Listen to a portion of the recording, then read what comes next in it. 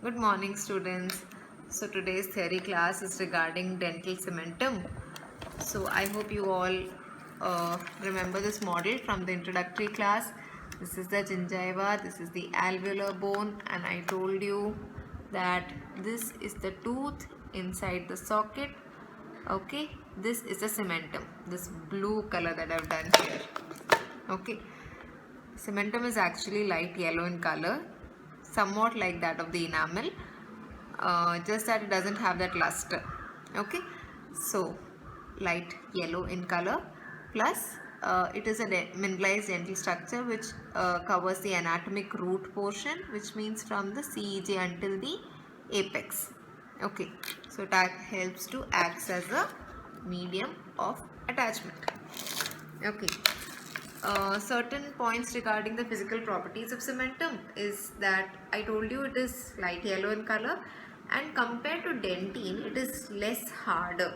Okay, cementum is less harder compared to dentine, and it is light yellow in color, similar to that of enamel, but it does not have the luster.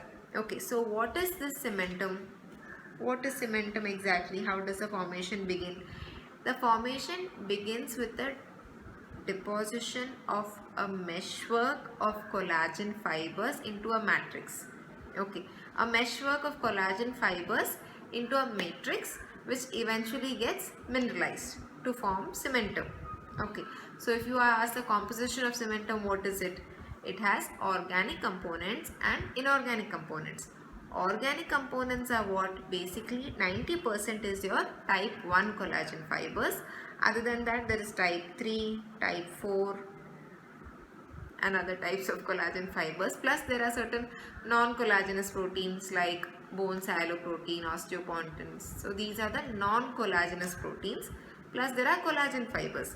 So that forms your organic constitution. Inorganic contents are mostly calcium and phosphate crystals in the form of hydroxyapatite. Okay, hydroxyapatite is what is mainly seen. It's made up of calcium and phosphate. Also, for those who are preparing for entrance, the fluoride content in the cementum is highest compared to the other dental mineralized structures. Okay, so the fluoride content is highest. So I think I've covered regarding the composition.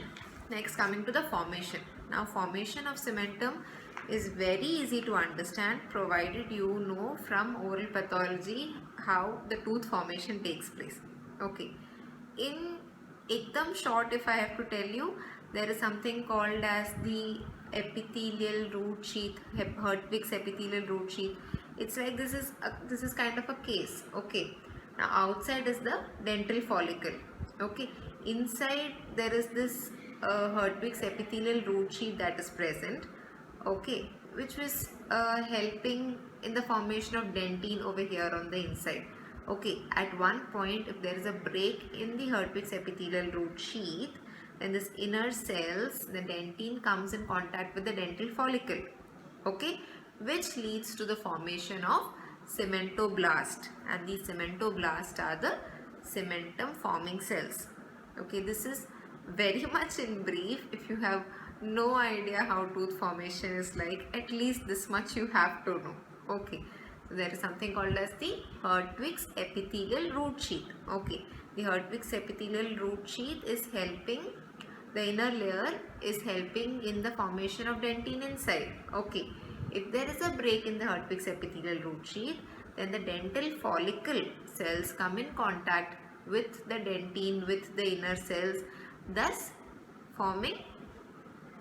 helping in the formation of cementoblast. Okay, so there are other things that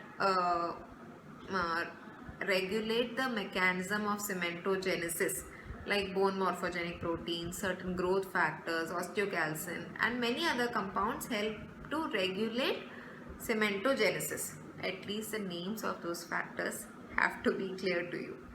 Okay, so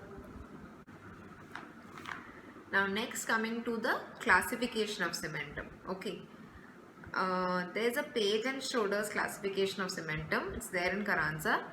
So I thought I'll explain to you in simple language what it is.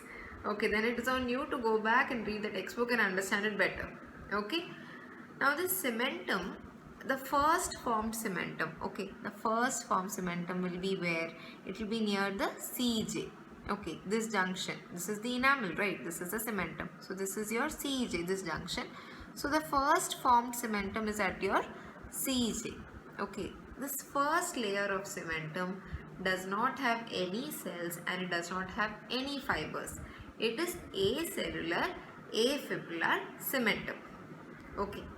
Now the next layer, which is right from below the CJ up to the apical third. Up to the apical third means a major bulk until here. Okay. Until the apical third, you will find acellular extrinsic fiber cementum. Okay. Acellular means there are no cells. Regarding the cells, I'll tell you later. Acellular extrinsic fiber. Now what is extrinsic fiber? In the cementum, there are two types of fibers. Okay, one is extrinsic. Extrinsic are the sharpest fibers from the periodontal ligament. Okay, so it's like taking from your neighbor, no? So external, extrinsic. Okay, and the other type is intrinsic, which are the type of fibers which are produced by the cementoblast. Okay, so first the major you have to understand is that the major bulk of cementum is acellular extrinsic fiber cementum. Okay, acellular extrinsic fiber cementum extends from right below the CJ up to the apical third. Okay, this is your primary cementum. This cementum is formed before the tooth comes into functional occlusion. Okay, so that is primary cementum. The rate of cementum formation is very slow, one layer and then an incremental line and then the next layer. So the incremental lines are placed very close to each other. The rate of formation is very slow and like I told you, it is acellular extrinsic fiber cementum. So there are no growth factors, there are no cementoids, there are no cells that are present here. Okay. And another important point is the function of this acellular extrinsic fiber cementum. Acellular extrinsic fiber cementum, extrinsic fibers are from the PDL, right? So the most important function here is anchorage. Okay, it will help to anchorage the forces, it will help to distribute the forces, it will help in anchorage, to hold the tooth in its position. Okay, that is an anchor, ship anchor, something like that. Okay, now from this end, from the apical third to your apex, apical third to your apex, you have the next type of cementum called as the cellular intrinsic fiber cementum. Okay, now the most easiest way to understand cellular intrinsic fiber cementum is to compare it with acellular extrinsic fiber cementum. Cellular intrinsic fiber cementum means what? Definitely it will have cells. It will have cementoids, it will have cementoblast, it will have cementoclast. There are cells present. Okay. Plus there are growth factors and other proteins that are present. All these are present. That is why it is cellular, right? Then intrinsic fibers. These fibers are produced by the cementum itself. Okay. Now this cementum is formed after the tooth is in occlusion. Okay. And hence the rate of formation is fast. And because the rate of formation is fast, it is called secondary cementum, and the incremental lines are not placed at small quick intervals. Okay. They are placed randomly in a more haphazard manner. That's regarding the incremental lines. Okay. And the last but a very important point here is, I told you that cementum there is formed after the tooth is in occlusion. So, and mostly it is from intrinsic cementoblast are producing these fibers.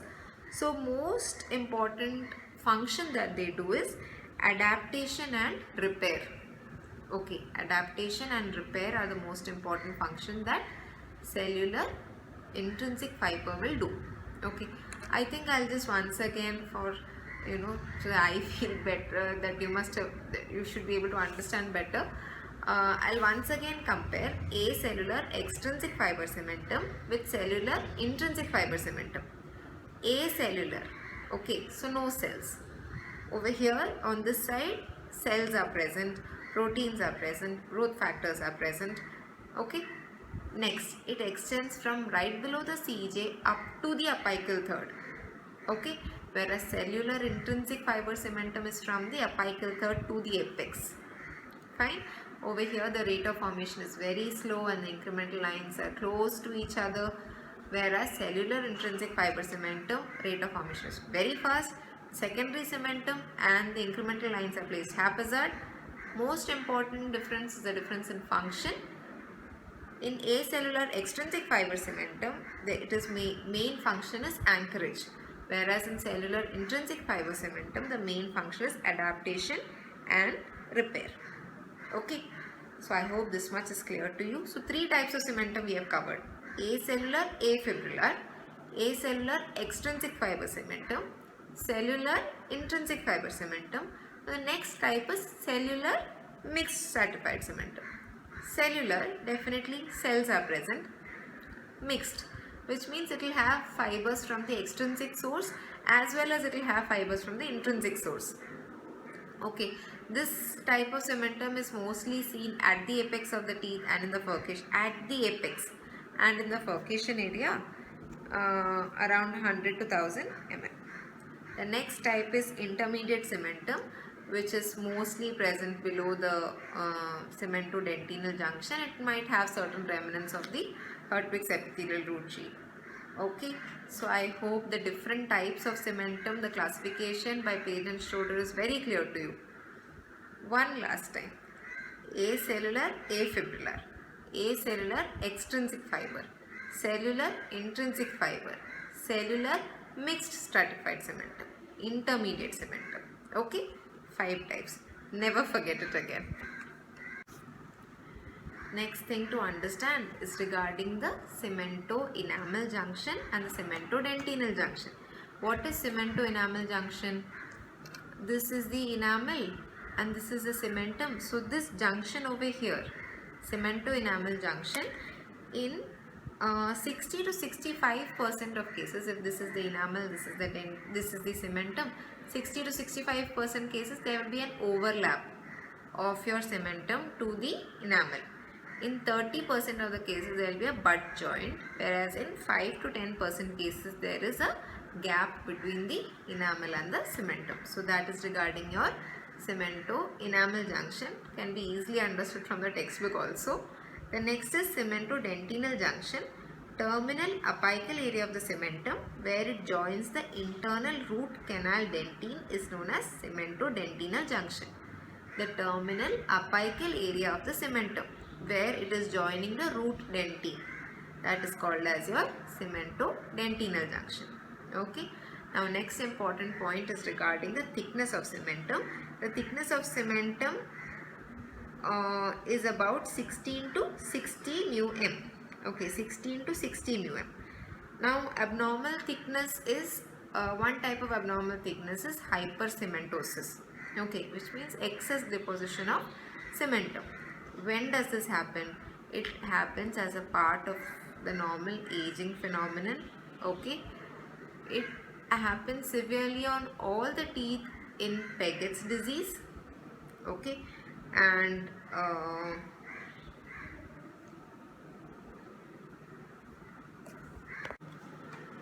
so I was saying that the other systemic disturbances that may lead or be associated with hypercementosis is acromegaly, arthritis, rheumatic fever and thyroid goiter.